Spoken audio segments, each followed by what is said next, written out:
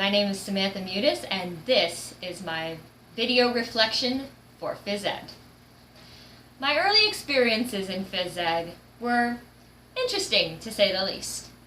Now, because I have Asperger's syndrome, I didn't really understand the purpose of rules, and I also had really poor proprioception, which basically means I couldn't really tell where my body was in space. I did find gym class a lot of fun as a child, though, because mainly I didn't really care what people thought of me. I was oblivious to the fact that I may have been judged negatively by my classmates and by my teachers. I'm sure many people got annoyed with me because of this, but I couldn't really help it.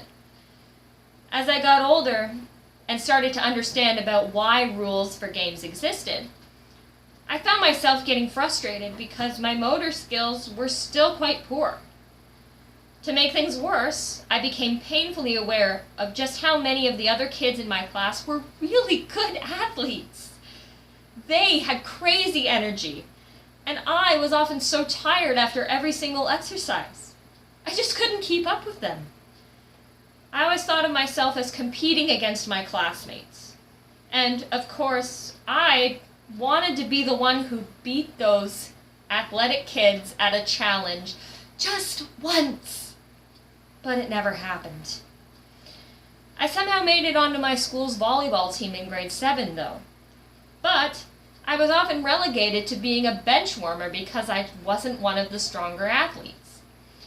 It just seemed, regardless of how well I did and how much I tried, it was never good enough. Now that I have some life experience under my belt, I do realize that competing with others can just be outright destructive to some kids' spirits, like it was to mine.